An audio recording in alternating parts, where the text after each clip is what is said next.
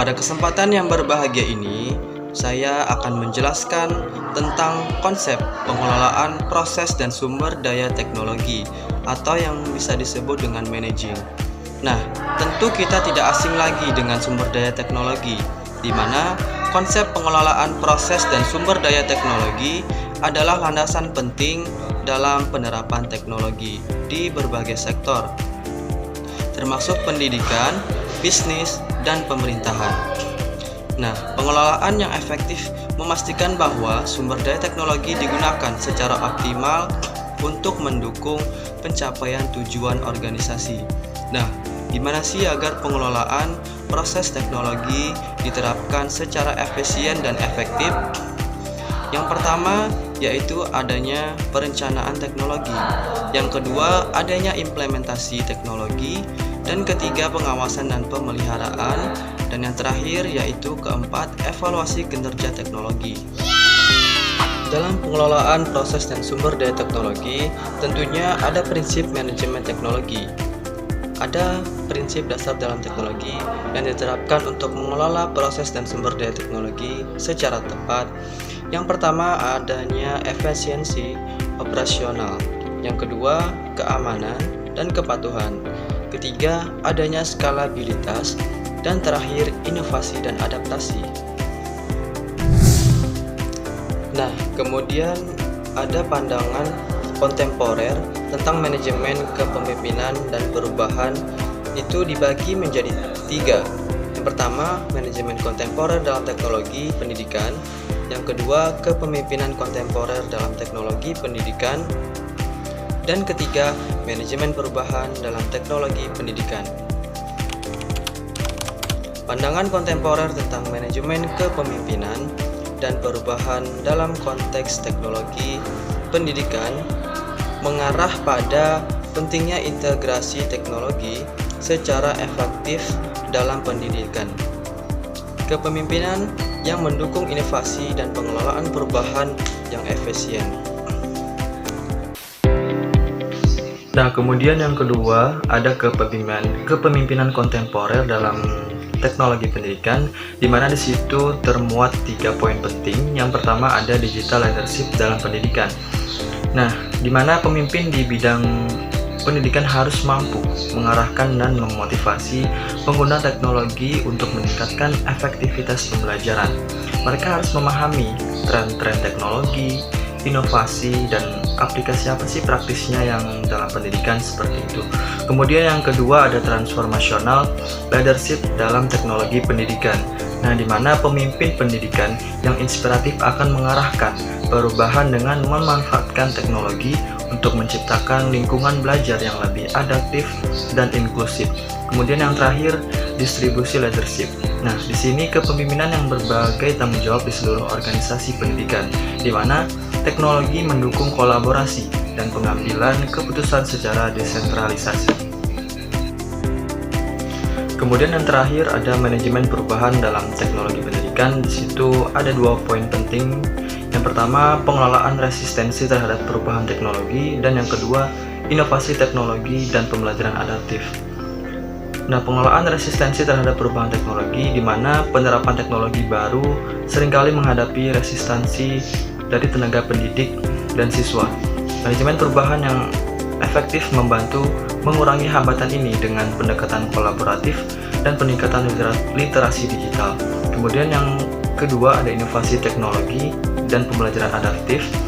Nah, di mana teknologi pendidikan memungkinkan pembelajaran yang lebih adaptif, di mana siswa dapat belajar dengan kecepatan mereka sendiri dan menggunakan alat digital yang mendukung kebutuhan individu mereka.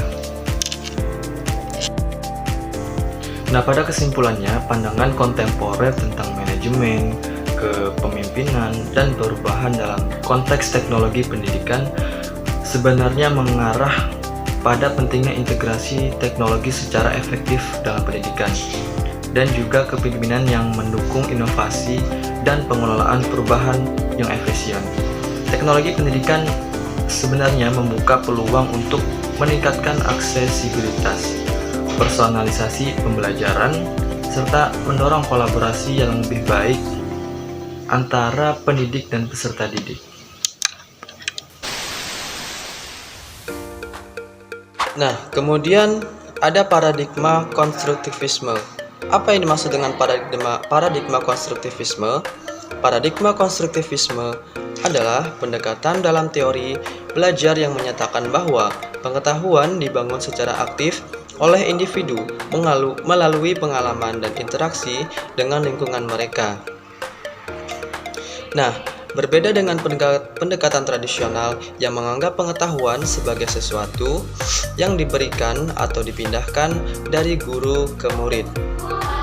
Konstruktivisme menekankan bahwa individu menciptakan pemahaman mereka sendiri berdasarkan pengalaman dan refleksi mereka.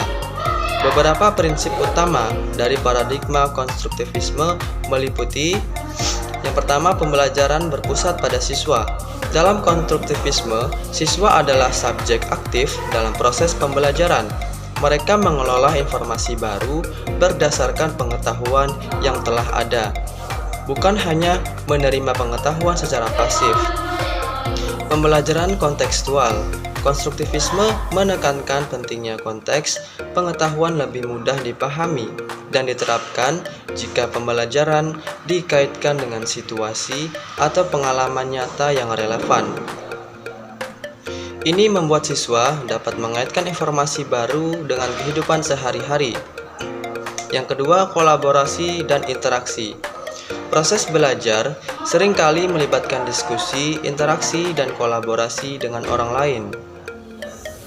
Konstruktivisme melihat pembelajaran sebagai proses sosial di mana siswa bisa membangun pemahaman melalui pertukaran ide dan pengalaman. Nah, selanjutnya ada paradigma audiovisual dalam manajemen. Apa sih yang dimaksud dengan paradigma audiovisual dalam manajemen? Nah, paradigma audiovisual dalam manajemen adalah pendekatan yang menggunakan media audio dan visual untuk membantu proses manajerial baik dalam hal komunikasi, pelatihan, penyampaian informasi, hingga pengambilan keputusan. Dalam konteks ini, teknologi audiovisual seperti presentasi video, infografik, video konferensi, dan konten multimedia lainnya digunakan sebagai alat untuk memperkuat penyampaian informasi dan meningkatkan pemahaman serta keterlibatan di antara anggota tim atau pihak terkait. Nah, beberapa aspek penting dari paradigma audiovisual dalam manajemen meliputi: yang pertama adalah efektivitas komunikasi. Informasi yang disampaikan secara audiovisual biasanya lebih mudah dipahami dan diingat. Manajer dapat menggunakan presentasi video atau infografik untuk menjelaskan ide-ide kompleks atau rencana strategis, sehingga lebih mudah dipahami oleh audiens. Selanjutnya, pengembangan keterampilan dan pelatihan. Media audiovisual seperti video tutorial dan simulasi interaktif efektif untuk pelatihan dan pengembangan keterampilan karyawan. Ini memungkinkan karyawan untuk belajar dengan cara yang lebih interaktif dan efisien. Selanjutnya, peningkatan kolaborasi platform konferensi video dan alat kolaborasi visual seperti whiteboard virtual memudahkan komunikasi jarak jauh, sehingga memungkinkan kolaborasi antara tim lintas lokasi dengan lebih baik.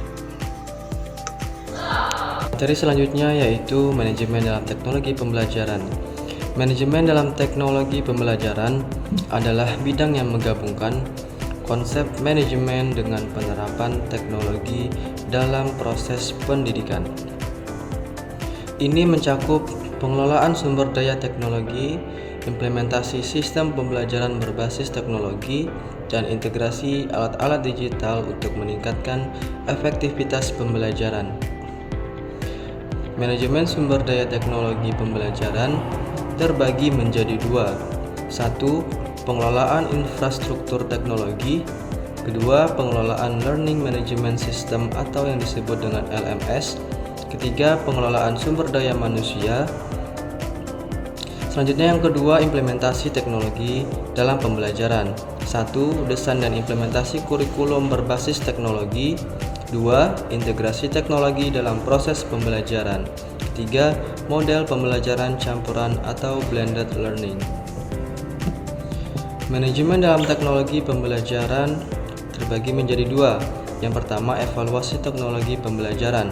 1. Evaluasi kualitas pembelajaran berbasis teknologi. Kedua, penilaian penggunaan teknologi.